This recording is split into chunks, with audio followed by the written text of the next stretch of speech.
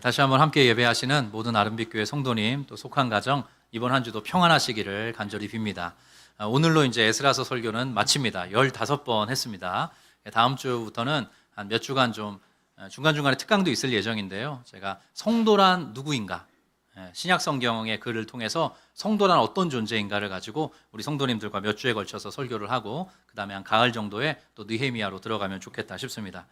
오늘 에스라서 10장에는 조상 때부터 반복되었던 그 실패의 자리를 털고 그 죄악의 자리를 털고 하나님께로 돌아오는 이스라엘 백성, 유대인의 모습이 그려지고 있습니다. 그리고 그 중심에는 우리가 몇 주간 살펴보는 것처럼 에스라의 끌어안는 기도가 있어요. 에스라의 끌어안는 기도. 그래서 오늘 설교 제목을 제가 이렇게 정해봤습니다. 한번 따라해 볼 텐데요. 끌어안을 때 돌아온다.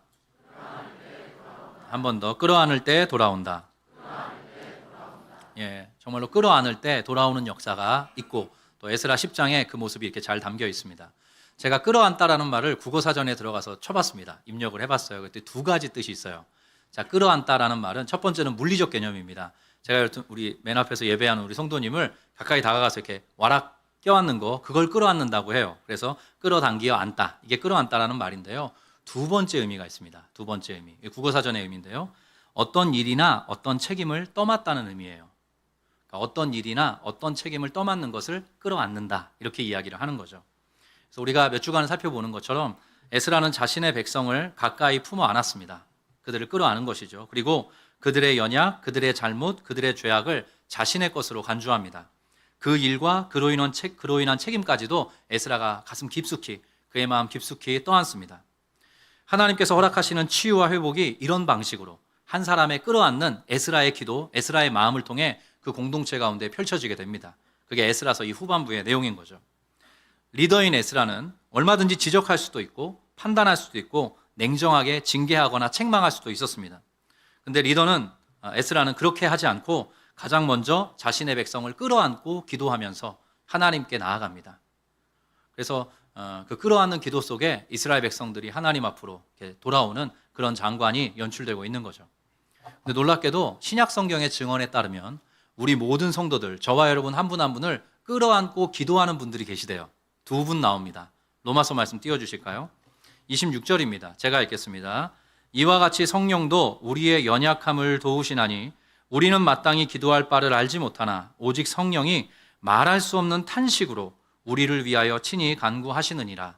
마치 에스라가 이스라엘 백성들의 죄를, 그 모든 안타까움을 끌어안고 기도하듯이 성령이 말할 수 없는 탄식으로 저와 여러분을 끌어안고 기도하고 계시다. 성경이 그렇게 일러주고 있습니다. 그 다음 절 27절은 여러분이 한번 읽어주십시오. 시작.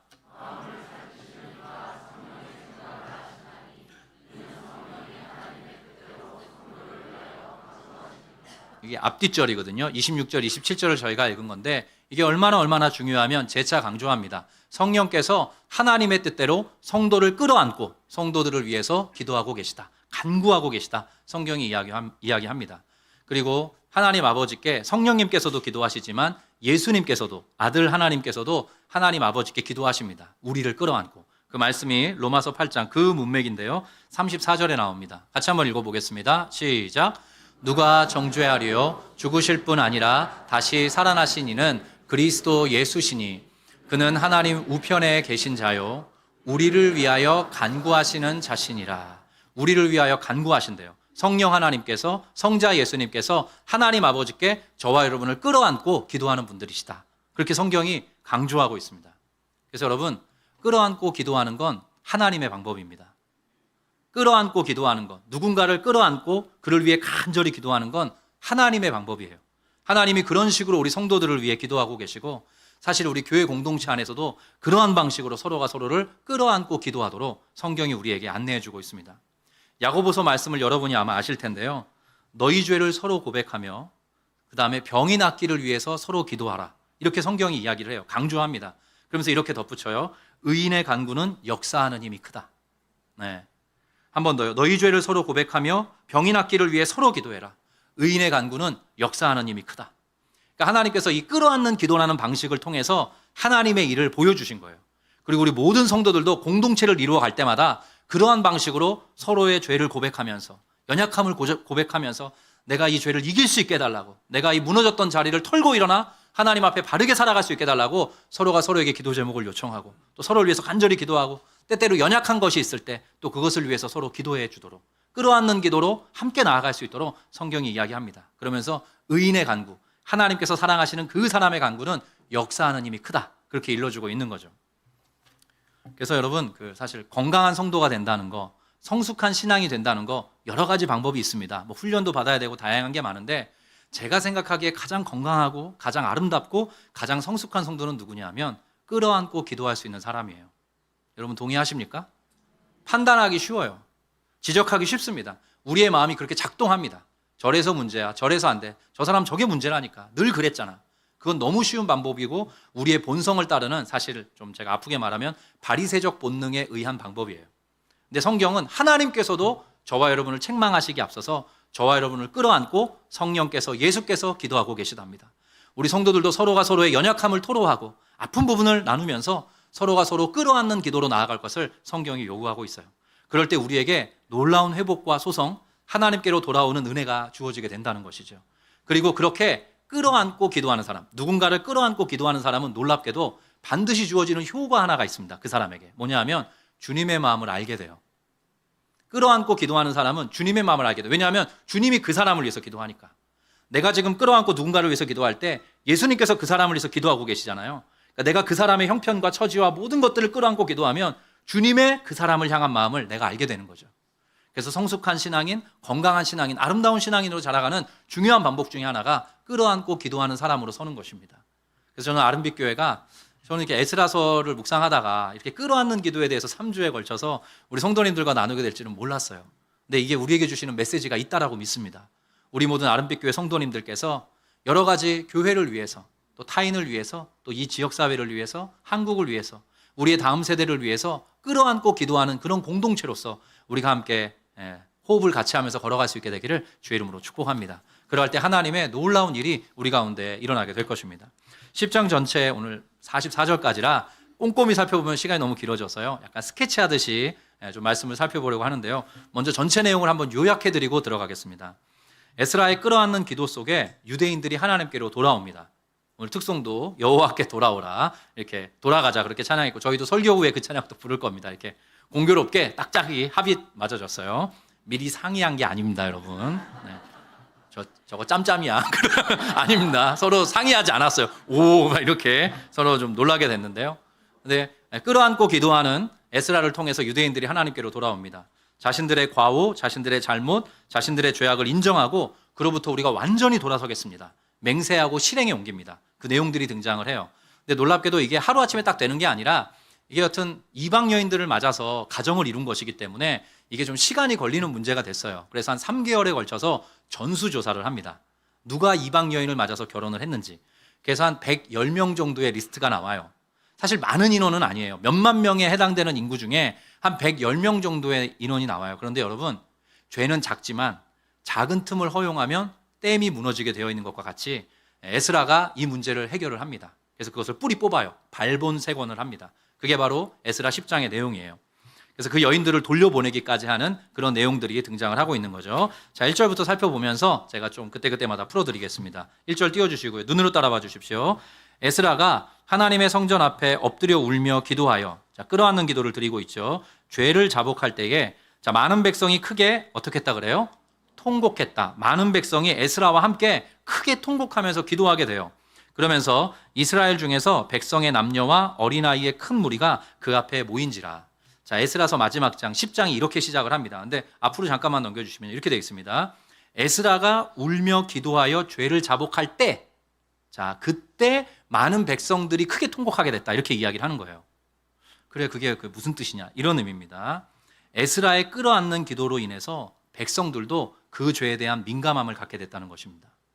한 사람이 끌어안는 기도로 주님 앞에 나아갈 때 우리 백성의 범죄함으로 인해서 함께 아파하게 됐다는 거예요. 여기 통곡하다는 말이 큰 소리로 슬피 울었다는 거예요. 그전까지는 그 죄가 그렇게 심각한지도 몰랐고 그냥 이 집도 하고 저 집도 하고 저쪽 집도 하니까 그냥 적당히 봐주면서 살아가자라고 타협을 했는데, 에스라가 간절한 마음으로 끌어안고 기도하기 시작하자 그로 인해 아파하면서 그 과거의 역사를 함께 떠올리면서 에스라와 같은 마음으로 슬피우며 통곡하는, 하나님 앞에 자복하는 사람들이 일어나기 시작했다는 것입니다. 한 사람의 끌어안는 기도가 죄에 대한 민감함을 공동체에 부여하게 된 것이죠.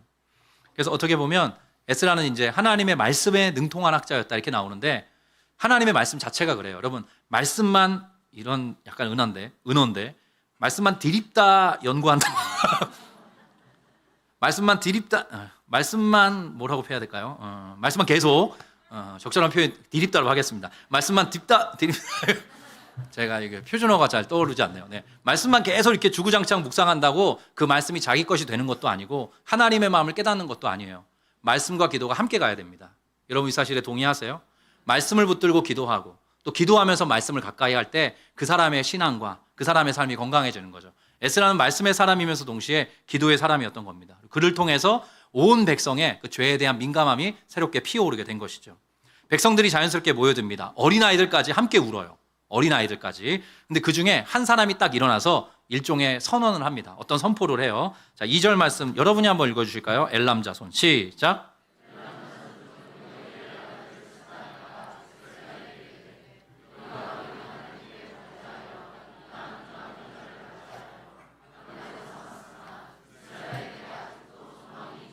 네, 이 사람 아주 흥미로운 사람입니다. 앞으로 넘겨주시면요.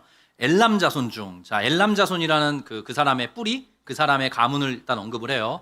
여히엘의 아들, 자, 누구요?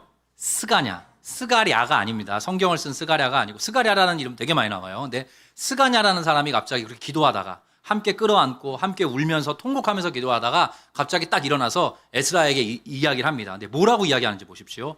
우리 하나님께 범죄하였습니다. 이렇게 나와요. 우리가 우리 하나님께 범죄하였습니다. 근데 놀라운 거는 이 엘람 자손이 뒤에 보면 그 110명이라고 하는 이방 여인을 아내로 맞은 그런 사람들의 인명이 쭉 열거되는데 거기에 엘람 자손의 그 사람들이 나오거든요. 누구가 엘람 자손 중에 이방 여인을 아내로 맞았다. 성경에 써 있어요. 근데 스가냐는 그 명단에 없습니다. 스가냐도 에스라랑 똑같이 그 죄를 안 지은 사람이에요. 똑같이 안 지은 사람인데 스가냐도 에스라와 함께 기도하다 보니까 이 고백을 똑같이 토해내게 된 거예요. 나는 죄를 안 지었지만 우리 백성이, 우리 민족이 우리가 우리 하나님께 범죄하였습니다. 간절한 마음으로 함께 기도할 때 같은 마음을 갖게 된 겁니다. 한 마음을 품게 된 거죠. 그래서 너무너무나 신비한 그런 고백을 쏟아내는 매우 자연스럽게 우리가 우리 하나님께 범죄했습니다. 스가냐가 그런 고백을 해요. 그러면서 너무나 멋진 말 하나를 에스라 앞에 꺼내놔요. 그게 뭐냐면 이스라엘에게 아직도 소망이 있습니다. 예. 함께 기도하다가 스가냐에게 어떤 감동이 왔던 거예요. 그래서 에스라한테 일어나서 또 많은 백성들이 듣도록 우리가 범죄했습니다 라고 고백하면서 그럼에도 불구하고 우리 이스라엘에게 우리 하나님의 백성들에게 아직 소망이 있습니다. 이런 고백을 하게 된 거예요. 정말 멋진 사람이 아닌가 싶어요. 근데 이 사람이 이렇게 소망이라는 말을 툭 언급한 거는 이유가 있습니다. 함께 에스라랑 기도하다 보니까 그간의 모든 스토리를 다시 한번 되짚어 본 거예요. 끌어안는 기도 속에서.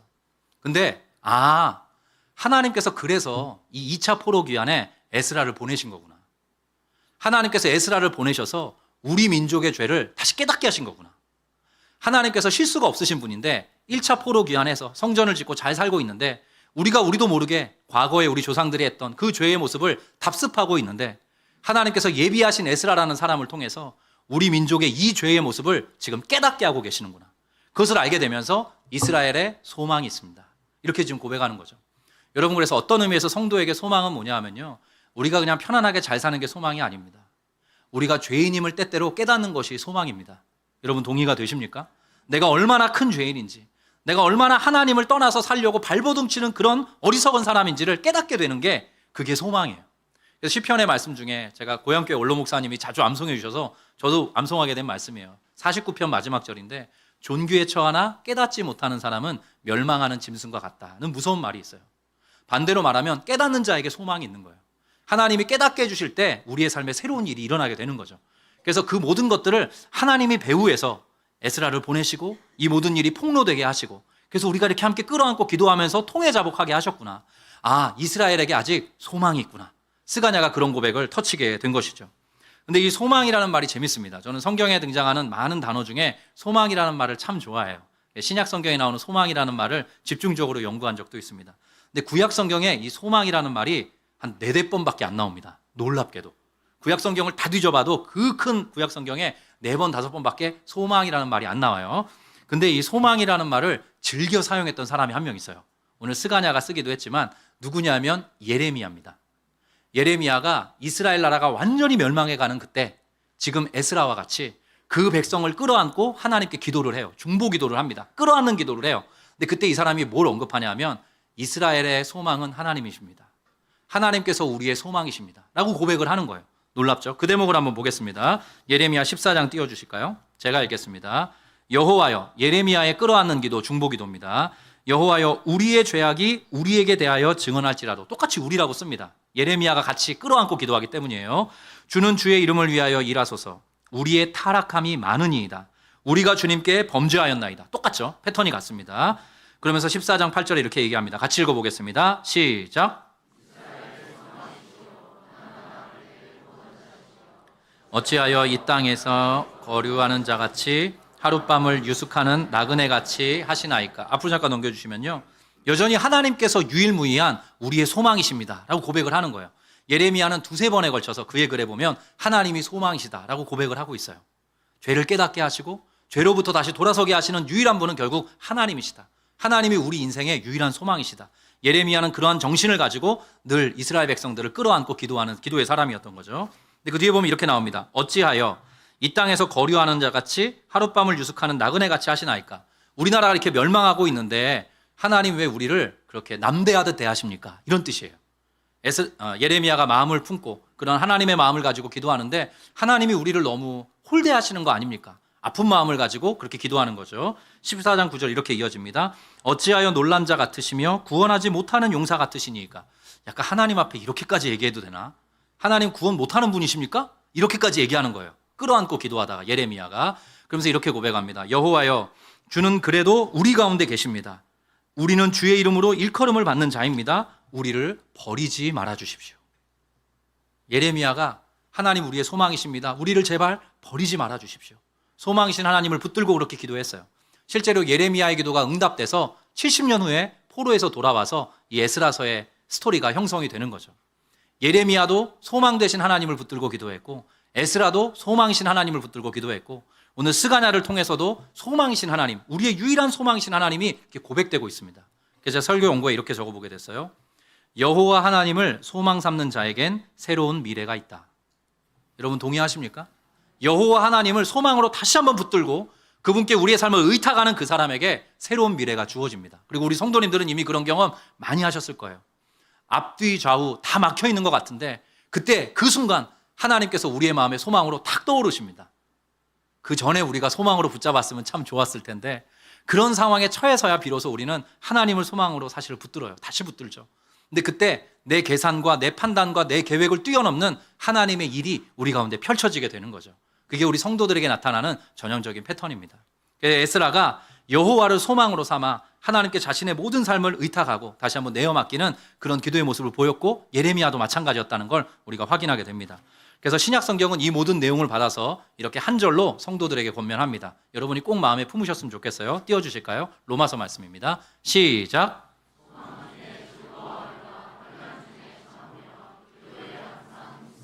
네, 소망 중에 소망은 하나님입니다. 소망은 예수 그리스도예요. 소망은 성령님입니다. 그 삼위 하나님을 마음에 품는 그 소망 가운데 즐거워하면서 살아갈 것을 성도들에게 요구하고 있어요. 여러분 하나님께서 여러분의 소망이 되어주심을 믿으시기 바랍니다. 그래서 하나님을 소망으로 삼아서 새로운 미래와 마주하시는 우리 귀한 아름빛교회 성도님들 되시기를 주의 이름으로 축복합니다. 앞뒤 좌우가 다 막혀있을 그때에 다시 한번 하나님은 나의 소망이십니다. 기도의 닻을 올려드리는 그런 믿음의 성도들 되시기를 간절히 축원드립니다. 자, 스가냐가 일어나서 자, 이스라엘에게 여전히 소망이 있습니다라고 이야기를 하고 제안을 합니다. 에스라에게 제안을 해요. 그게 3절과 4절입니다. 3절 띄워주시고요. 스가냐의 제안입니다. 에스라와 둘러선 백성들에게 하는 제안이에요. 곧 내 주의 교훈을 따르며 우리 하나님의 명령을 떨며 준행하는 자의 가르침을 따라 에스라를 비롯한 그 건강한 리더십들의 권면을 따라서 이 모든 아내와 그들의 소생을 다 내보내기로 우리 하나님과 언약을 세우겠습니다. 율법대로 행하겠습니다. 그렇게 스가냐가 이제 일어나서 결단을 하는 거예요. 그러면서 10장 4절 이렇게 이어집니다. 같이 읽어봅니다. 시작.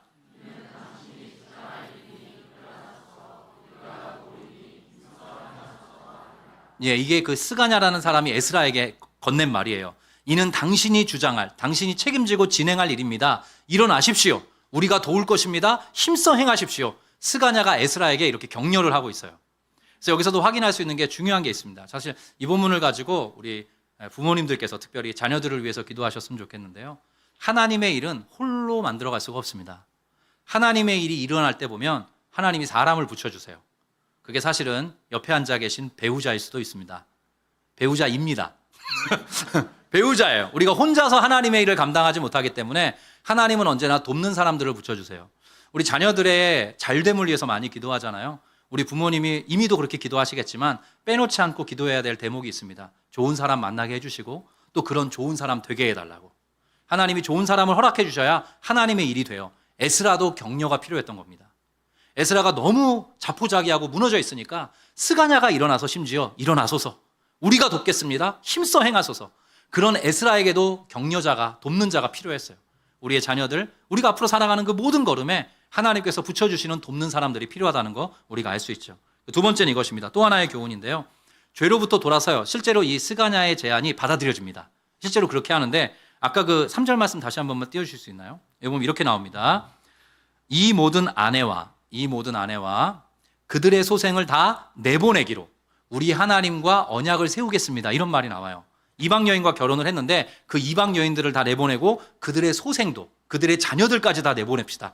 이런 이야기, 이런 제안을 하는 거예요. 그래서 여기서 알 수 있는 게 뭐냐 하면 죄로부터 돌아설 때 대가를 지불해야 된다는 것입니다. 죄를 하나님께서 예수 안에서 무한히 용서하시지만 그 죄의 어떤 결과는 우리 각자가 감당해야 됩니다. 그래서 오늘 그 에스라서 마지막 부분에 보면 33절, 34절의 말씀을 볼 텐데요. 110명의 임명, 이방 여인과 결혼한 명단을 쭉 열거하고 나서 이런 한 절의 말씀으로 에스라서가 끝맺음을 합니다. 그 내용을 한번 살펴보겠습니다. 43절 띄워주실까요? 110명 중에 이제 막바지입니다. 제가 읽어드릴게요. 느보 자손 중에서는 여이엘과 마띠디아와 사밧과 스비네와 이또와 요엘과 분하야더라. 여러분이 마지막 절 읽어주십시오. 시작.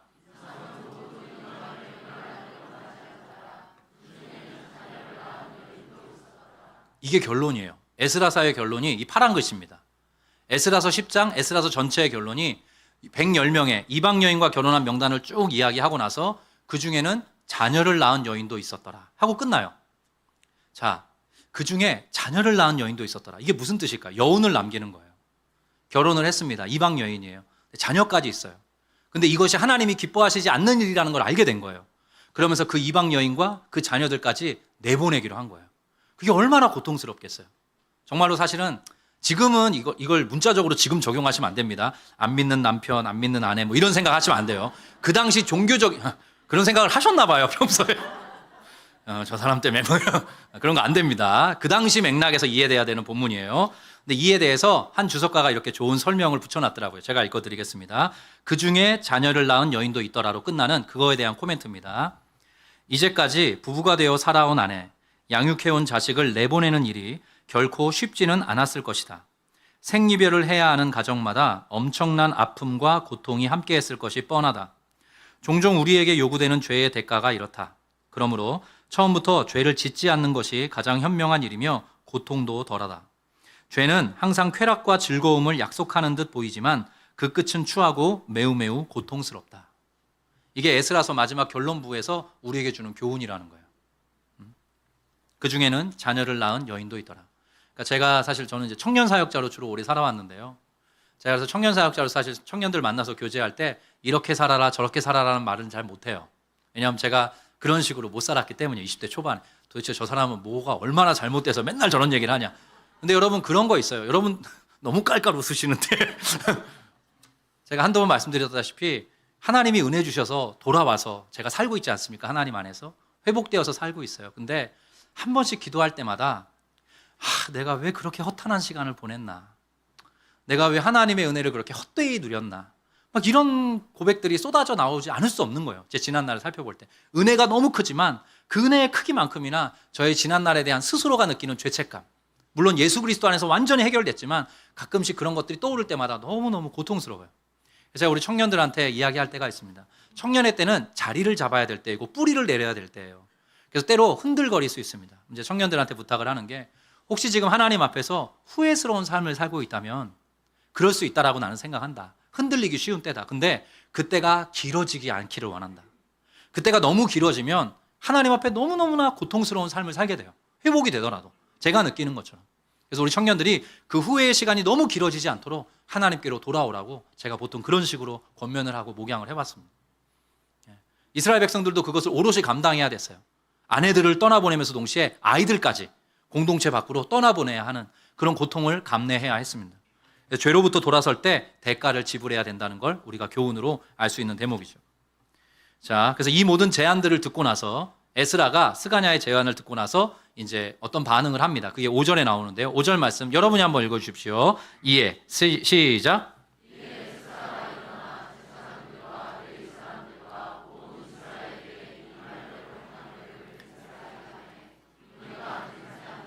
자, 스가냐의 말을 받아서 에스라가 맹세해라 그럼 너희가. 그랬더니 둘러싼 모든 사람들이 맹세를 한 것입니다. 그렇게 하겠다고. 자, 그렇게 하겠다고 하면 그 다음에 에스라가 어떻게 했을 것 같습니까? 일을 탁탁탁 그럼 처리해야 되는데 그렇게 하지 않고 지금 말씀이 띄워져 있는데요. 에스라가 이런 반응을 보입니다. 제가 읽겠습니다. 이에 그 모든 맹세를 듣고 나서 그렇게 하겠다는 이스라엘 백성들의 맹세를 듣고 나서 에스라가 하나님의 성전 앞에서 일어나 엘리야십의 아들 여호하난이라는 사람의 방으로 들어갑니다. 근데 거기서 뭘 하냐면 그가 들어가서 사로잡혔던 자들의 죄를 근심하여 음식도 먹지 아니하며 물도 마시지 아니하더니 또 기도를 하는 겁니다. 다시 한번 금식 기도를 다시 해요. 그러니까 여러분 여기 되게 중요한 포인트가 있는데요. 일정 기간 기도하고 스가냐라는 사람을 통해서 격려도 받고 제안도 받습니다. 그 제안을 백성들에게 되돌렸더니 백성들이 다 받았어요. 우리 아내들을 떠나보내겠습니다. 소생들도 떠나보내겠습니다 했어요. 근데 에스라가 거기서 즉각적으로 그 일을 행정적으로 처리하지 않았습니다. 한 번 더 기도하는 거예요. 한 번 더 기도하는 것입니다. 이게 되게 중요한 포인트입니다. 우리는 어떤 문이 딱 열리면 그 일에 몰입하는 경향이 있어요. 그 일을 착착착착 진행해 가고 싶은 욕구가 생길 때가 있습니다. 물론 일을 해나가야 되지만 에스라는 그 중요한 선택지 앞에서 한 번 더 기도했습니다. 간절한 마음으로 그 죄를 끌어안고 그 형편을 끌어안고 그 앞날에 그 모든 이스라엘 백성들의 걸음을 주님 앞에 의탁하면서 한 번 더 간절한 마음으로 기도하는 금식 기도의 시간을 보내요. 그 일 이후에 일련의 일들을 처리해 나갑니다. 그래서 에스라는 기도의 사람이었고 동시에 하나님께 모든 것을 내어 맡기는 사람이었다는 걸 우리가 알 수 있어요. 효과적으로 빠르게 그럼 일들 착착착 처리해 나가야 되지. 이 중에 일머리가 있는 분들 계실 거예요. 일머리가 뛰어난 사람들의 늘 뒤따르는 약점이 뭐냐면 너무 그 일을 빠르게 잘 처리한다는 데 있어요. 제가 악담을 하는 게 아니라 멈춰서서 기도할 수 있어야 됩니다. 여러분 동의하십니까? 너무 모든 것들이 빠르게 순적하게 되려고 할 때 그때 한 번 더 멈춰서 에스라처럼 기도할 수 있어야 돼요. 그래서 제가 맡기란 에스라도 하나님께 다시 한번 간절히 맡기는 그런 기도를 하고 이 이후에 일을 처리하거든요. 그래서 제가 맡기라는 단어를 한글 성경에서 쳐봤더니 정말로 주옥과 같은 우리 성도님들께서 꼭 붙들고 기도하셔야 될 그런 성구들이 나오더라고요. 그래서 몇 절 가져왔습니다. 자, 한번 같이 읽어볼게요. 잠언 말씀입니다. 같이 읽어볼게요. 시작. 그리하면 내가 경영하는 것이 이루어지리라. 너의 행사를 여호와께 맡기라 그렇게 이야기합니다. 시편 말씀 37편인데요. 같이 읽습니다. 시작. 내 길을 여호와께 맡기라. 그를 의지하면 그가 이루시고 내 의를 빛같이 나타내시며 내 공의를 정오의 빛같이 하시리로다. 너무 귀한 말씀이죠. 시편 55편 말씀입니다. 제가 읽겠습니다. 내 짐을 여호와께 맡기라. 그가 너를 붙드시고 의인의 요동함을 영원히 허락하지 않으시리로다. 내 짐을 여호와께 맡길 때 그가 너를 견고히 붙들어 주실 것이다. 이렇게 이야기를 하고 있어요. 마지막 베드로전서 말씀입니다. 시작. 너희 염려를 다 주께 맡기라. 이는 그가 너희를 돌보심이라.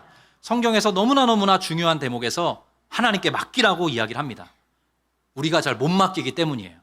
우리가 잘 맡기지 않고 우리의 생각과 우리의 템포를 따라서 일을 처리하려고 하기 때문에 하나님께서는 지속적으로 우리에게 맡길 것을 요구합니다. 에스라가 한 번 더 멈춰서서 기도했던 것처럼. 그때 하나님께 맡길 때 하나님께서 경영해 주실 것이다. 하나님께서 반드시 이루어 주실 것이다. 하나님께서 붙들어 주실 것이다. 하나님께서 돌보아 주실 것이다. 하나님께 맡길 때, 하나님께 모든 것을 의탁할 때 그러한 효과와 유익을 우리 성도들이 누리게 될 것이다. 성경이 그렇게 이야기해 주고 있어요. 여러분 어떤 지점쯤 와 계십니까? 여러분의 삶에 어떤 현안들이 있습니까? 그게 문이 좀 열렸습니까? 새로운 기회에 맞이하셨습니까? 다시 한번 하나님 앞에 엎드려 하나님께 모든 건 내어 맡기는 그런 은혜가 우리 성도들에게 있기를 주의 이름으로 축복합니다. 자, 에스라가 그렇게 간절한 마음을 한 번 더 하나님께 맡겨드리는 금식 기도를 하고 나서 일어납니다. 그러면서 소집을 해요. 이스라엘 백성들을 전체를 소집해서 일종의 절차를 진행을 합니다. 그리고 그에 대한 이스라엘 백성들이 순종하는 모습이 에스라서 10장에 나와요. 여기까지만 살펴보고 설교를 마칠 텐데요. 7절 말씀 띄워주시고요. 제가 설명해 드릴 테니까 눈으로 따라봐 주십시오. 에스라가 기도 후에 이렇게 반응합니다. 유다와 예루살렘에 사로잡혔던 자들의 자손들에게 공포를 합니다. 너희는 예루살렘으로 좀 모여라. 에스라가 공포를 해요. 금식기도 끝에. 누구든지 방백들과 장로들의 훈시, 명령이란 뜻입니다. 리더십들의 명령을 따라 3일의 시간을 줘요. 3일 내에 오지 아니하면 그의 재산을 정몰하고 몰수한다는 뜻이죠. 사로잡혔던 자의 모임에서 쫓아내리라. 유대인의 바운더리에서 내보내겠다, 출교하겠다 그렇게 이야기를 하죠. 아주 엄중한 경고를 하는 겁니다. 반드시 모여야 된다. 9절에 보면 이렇게 나옵니다. 유다와 베냐민 모든 사람들이 3일 내에 예루살렘에 다 모입니다. 에스라의 말을 따라서. 그 모이는 때는 9째 달 20일이라 대략 우리 양력으로 따지면 12월 초쯤 됩니다. 12월 초인데요. 이때 우기였어요. 우기. 그래서 이렇게 장면이 연출이 되는데요. 무리가 하나님의 성전 앞 광장에 앉아서 이 일과 그렇게 이방 여인을 아내로 삼았던 그 죄악의 모습 그 때문에 그 일과 더불어서 큰 비 때문에 떨고 있게 됐다. 그림 언어를 보여주는 거 영화의 한 장면입니다. 커다란 광장에 온 백성이 다 모여 있어요. 근데 어마어마하게 큰 비가 내립니다. 근데 누구 하나 그때 우산이 있었을지 모르겠지만 우산을 받쳐들지 않고 모두가 다 엎드려져서 그 일로 인한 아픔, 하나님 앞에 범죄했다라는 고통, 그것 때문에 울고 또 떨고 있었습니다. 그리고 그 와중에 큰 비가 내리는 장면이 지금 이렇게 연출되고 있는 거죠. 구약 성경에서 이렇게 커다란 자연 현상은 하나님의 임재, 하나님의 현현을 드러내는 표현이에요. 성경 기자가 그래서 그것을 큰 비가 있었다라는 것을 굳이 이렇게 표현을 하고 있는 거예요. 자, 그 뒤에 에스라가 이제 선포를 합니다. 어떤 선포를 하냐 하면 모여든 모든 백성들에게 제사장 에스라가 일어나 그들에게 이르되 너희가 범죄하여 이방 여자를 아내로 삼아 이스라엘의 죄를 더하게 했다. 그들의 죄를 이렇게 폐부를 찌르듯이 탁 하고 꺼내놓습니다. 그러면서 세 가지를 요청합니다. 이게 중요합니다. 여기 여러분이 읽어주세요. 11절 시작.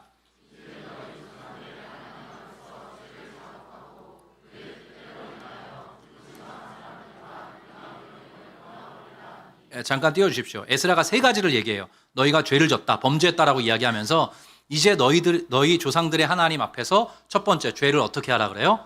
자복하고 죄를 고통하면서 죄로 인해서 아파하고 그것을 하나님께 올려드리라는 거죠. 첫 번째 죄를 자복해라. 과거의 죄를 자복하라는 거죠. 그리고 그의 뜻대로 행하라고 해요. 앞으로 하나님께서 원하시는 방식으로 너희 살아가라. 그 얘기를 하는 거예요. 자, 죄를 자복하고 이러이러한 방식으로 하나님이 원하시는 방식대로 살아가라 라고 이야기를 하면서 구체적인 실행 지침을 하나 꺼내놓습니다. 그게 뭐냐 하면 그 지방 사람들과 이방 여인을 끊어버리라 하니. 자, 죄를 자복해라, 하나님의 뜻대로 살아라 하면서 구체적인 실행 계획을 하나 이야기하는데 구체적인 죄와 단절할 것을, 구체적인 죄를 청산할 것을 요구해요. 여러분, 회개가 무엇입니까? 우리가 회개한다라고 이야기하잖아요. 회개는 그냥 스스로 슬퍼하는 것이 회개가 아닙니다. 그냥 하나님 내가 잘못했습니다라고 눈물 쑥쑥 쏟는 게 회개가 아니에요. 회개는 뭐냐 하면 과거의 죄를 자복하고 그리고 내가 하나님의 뜻대로 살겠습니다라고 선포하고 실제로 그것을 실행에 옮기고 무엇보다 내가 붙들고 있던 혹은 나를 붙들고 있던 그 죄로부터 돌아서는 것입니다. 그 죄를 청산하는 것이에요. 그게 진정한 회개입니다. 감정적으로 아파하는 것이 회개가 아닙니다. 그래서 에스라가 세 개를 얘기하는 거예요. 죄를 자복해라. 그리고 하나님의 뜻을 따라 살아라. 그리고 너희를 지금 붙들고 있던 너희를 올가매고 있는 그 이방 여인들을 내보내라. 그 죄로부터 너희가 완전히 돌아서고 그 죄를 청산해야 한다라고 요구를 하죠. 백성들의 반응을 보겠습니다. 12절인데요. 여러분이 읽어주십시오. 시작. 당신의 말씀대로 우리가 마땅히 행할 것이니이다. 네, 그리고 실제로 이들이 그 모든 제안들을 받아서 이스라엘 백성으로부터 그 죄를 정리하는 내용이 나머지 10장에 나옵니다. 자, 말씀을 좀 정리하려고 해요. 제가 한번 말씀드렸다시피 에스라라는 이름의 뜻, 여러분 기억하시죠? 하나님의 도움이란 뜻입니다. 에스라의 그 끌어안는 기도 속에서 이스라엘 백성들은 하나님께로 돌아옵니다. 마치 우리를 끌어안고 기도하시는, 또 우리를 위해 모든 것들을 떠안아 감당하신 예수님의 모습이 이 에스라를 통해서 드러나고 있는 것처럼 보입니다. 놀랍게도 이사야 53장에 보면 이런 표현이 나와요. 12절 말씀, 쉬운 성경 말씀만 띄워주시면 좋을 것 같은데요. 이사야 53장의 마지막 말씀입니다. 하나님이 보내시는 메시아에 대한 이런 고백이 나와요. 제가 읽겠습니다. 그러므로 이 앞본문은 그는 실로 우리의 질고를 지고 그 대목 읽어야 될 것 같네요. 다시 한번 띄워주십시오. 이사야 53장 4절부터 좀 띄워주십시오. 제가 읽어가겠습니다. 예수님이 이런 역할을 감당하신다는 거죠. 그는 실로 우리의 질고를 지고 우리의 슬픔을 당하였거늘 우리는 생각하기를 그는 징벌을 받아 하나님께 맞으며 고난을 당한다 하였노라. 그가 찔림은 우리의 허물 때문이요 그가 상함은 우리의 죄악 때문이라. 그가 징계를 받음으로 우리는 평화를 누리고 그가 채찍에 맞음으로 우리는 나음을 받았도다. 예수님이 그런 존재라는 거죠. 6절은 같이 읽습니다. 시작. 우리는 다 양 같아서 그릇 행하여 각기 제 길로 갔거늘 여호와께서는 우리 모두의 죄악을 그에게 담당시키셨도다. 저 파란 글씨를 주목해 보십시오. 여호와께서는 저와 여러분의 모든 죄악을 예수에게 담당시키셨다. 이렇게 나옵니다. 근데 이것을 예수님의 입장으로 풀었으면 이렇습니다. 예수께서 저와 여러분의 모든 죄악을 끌어안으셨다는 뜻입니다. 끌어안으셨다. 아까 제가 초반에 말씀드린 것처럼 단순히 우리를 물리적으로 끌어안은 게 아니라 우리의 죄로 인한 모든 허물, 모든 죄책을 그분께서 떠안으셨다는 말입니다. 그래서 이 53장, 이사야 53장 유명한 말씀의 마지막 대목이 이렇게 나옵니다. 12절 말씀인데요. 제가 읽겠습니다. 그러므로 내가, 하나님이 예수에 대해서 말씀하시는 대목입니다. 그러므로 내가 그를 위대한 사람으로 높여주며 강한 사람들과 함께 재물을 나누어 가지게 하겠다. 그는, 예수는 기꺼이 자기 목숨을 죽음에 내놓았으며 죄인 취급을 받았다. 같이 봅니다. 시작. 그는 많은 사람의 죄를 짊어졌고 죄 지은 사람들을 대신해서 용서를 빌었다. 예수님이 그런 존재라는 것입니다. 끌어안으신 분이라는 거죠. 많은 사람의 죄를 짊어졌다. 끌어안았다. 그리고 죄 지은 사람들을 대신해서 하나님 아버지께 용서를 빌었다. 끌어안는 기도로 나가셨던 분이 바로 예수 그리스도이신 것입니다. 이게 성경 전체에 우리에게 날려주는 중요한 메시지인 거죠. 예수님께서 저와 여러분을 끌어안으심으로 우리가 하나님께 돌아갈 수 있게 되었습니다. 끌어안을 때 돌아갈 수 있습니다. 예수께서 그 일을 먼저 행하신 것이죠. 말씀의 결론을 맺습니다. 그래서 우리에게 언제나 소망이 있습니다. 여러분 이 사실 믿으십니까? 우리에게는 1000만 번, 억만 번 넘어지더라도 다시 한번 소망이 있어요. 예수께서 저와 여러분을 지금 끌어안고 계시기 때문입니다. 우리를 끌어안고 우리의 모든 짐을 떠맡아 짊어지신 예수 그리스도께서 계시기 때문에 우리의 인생에는 소망이 있습니다. 그분은 우리를 대신해서 하나님 아버지께 대신 용서를 비셨습니다. 끌어안는 기도를 올리셨던 거죠. 예수님께서 끌어안으셨기에 우리는 언제든 돌아갈 수 있습니다. 진정한 자유와 진정한 기쁨과 진정한 행복이 있는 하나님의 품으로 우리가 돌아갈 수 있습니다. 오늘 아까 우리 귀한 형제님들이 불렀던 여호와께 돌아가자. 우리 이 찬양을 다시 한번 할 텐데 정말 그러한 마음을 가지고 우리를 끌어안고 기도하시고 우리를 끌어안고 하나님 아버지 앞에 기도를 올려드리시는 예수님의 마음을 품게 되는 그런 귀한 시간 되기를 주의 이름으로 축복합니다. 우리 여호와께 돌아가자 같이 찬양하겠습니다.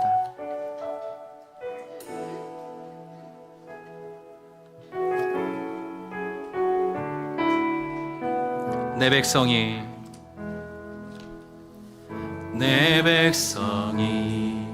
나를 떠나 돌아섰지만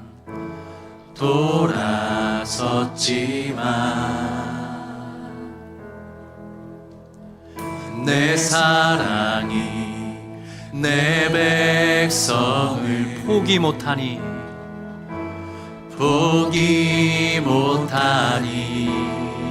내 모든 것 내어주고 나 그들을 얻으리라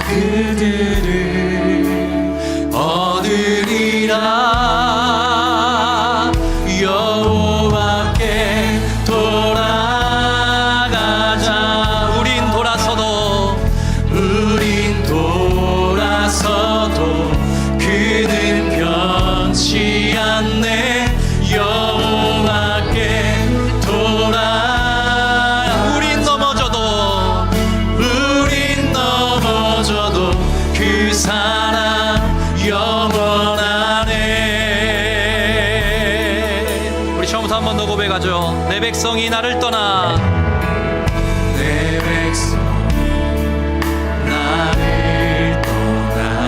돌아섰지만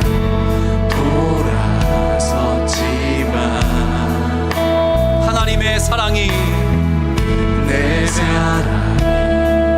내 백성 결코 포기 못하니 내 모든 것 내어주고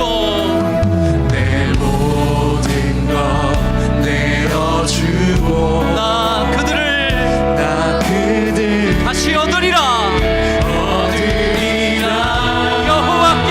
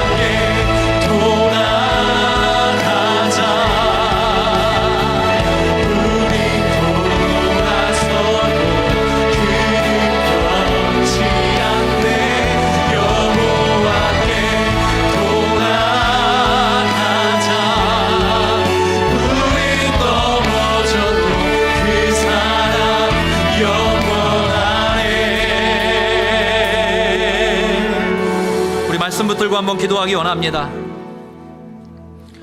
우리는 다 양 같아서 그릇 행하여 각기 제 길로 갔거늘 여호와께서는 우리 모두의 죄악을 그에게 담당시키셨도다. 그는 기꺼이 자기 목숨을 죽음에 내놓았으며 죄인 취급을 받았다. 그는 많은 사람의 죄를 짊어졌고 죄 지은 사람들을 대신해서 끌어안고 그들을 위해 용서를 빌었다. 예수 그리스도가 계시기 때문에, 예수께서 소망이시기 때문에 우리 하나님께로 언제든지 돌아갈 수 있습니다. 다시 한번 예수를 소망으로 삼아 우리 성삼위 하나님과 걸어가는 우리 귀한 믿음의 성도들 되기를 결단하며 소망합시다. 또 하나, 끊어내지 못하고 있는 죄의 문제가 있다면 하나님 앞에 다시 한번 정직하게 고백하고 내가 이 죄와 결별하고 하나님 앞에 자복하면서 하나님이 원하시는 방식으로 살아가기 원합니다. 하나님의 자녀답게, 예수의 사람답게 아름다운 성도로 걸어갈 수 있도록 인도하여 주시옵소서. 우리의 삶을 의탁하며 기도하겠습니다. 또 하나, 여러분이 끌어안고 기도해야 될 사람들이 있습니다. 여러분의 배우자입니까? 여러분의 부모 형제입니까? 여러분의 자녀입니까? 여러분이 끌어안고 기도할 때, 예수의 마음으로 끌어안고 기도할 때 그가 하나님께로 돌아올 것입니다. 그때까지 내가 그 믿음과 그 기도를 포기하지 않고 걸어갈 수 있도록 도와주시옵소서. 하나님이여, 그들이 하나님 앞으로 돌아오는 귀로의 역사를 허락하여 주시옵소서. 주여, 한번 외치고 함께 통성으로 기도합니다. 주여,